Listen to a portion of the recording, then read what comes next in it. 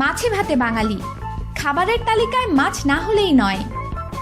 অন্যান্য মাছের চাহিদার সঙ্গে তেলাপিয়া মাছের চাহিদাও কোনো অংশে কম নয়। তেলাপিয়া মাছ এখন খামারেও চাষ হয় বেশি। তেলাপিয়া এখন খুবই জনপ্রিয়। এর কারণ দামে সস্তা, রান্না করাও সহজ। তেলাপিয়া মাছ ঘরে ঘরেই রান্না চলে। প্রকৃতপক্ষে মাছটি না খাওয়াই উত্তম, কারণ মাছটি পরোক্ষভাবে নানা প্রাণঘাতী রোগের কারণ হতে পারে।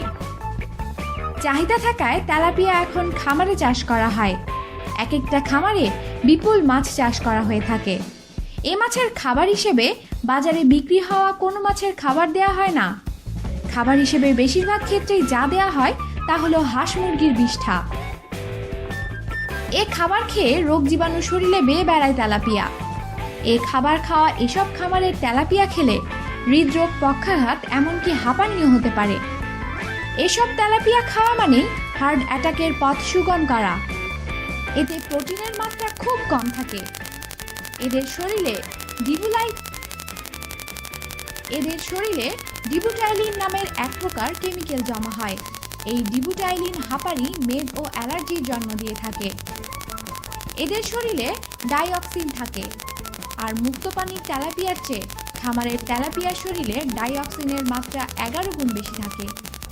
এই প্রক্রিয়ায় চাষ করা রুই মাছ খাওয়ার ক্ষেত্রেও রয়েছে সতর্কবাণী। গবেষকরা বলছেন, খামারের তেলাপিয়ার মতোই একই পদ্ধতিতে রুই মাছও চাষ করা হচ্ছে। ওই রুই মাছ মানবদেহে ক্যান্সারের কারণ হতে পারে, যে কারণে গবেষকরা হোটেলে খাওয়ার সময় কিংবা বাজার থেকে কেনার সময় জিজ্ঞেস করে কিনতে পরামর্শ দিয়েছেন। কিন্তু বিক্রেতাদের কাছ থেকে সঠিক জবাব পাওয়া তো মুশকিল। আমাদের সাথেই থাকুন আর অবশ্যই সাবস্ক্রাইব করুন।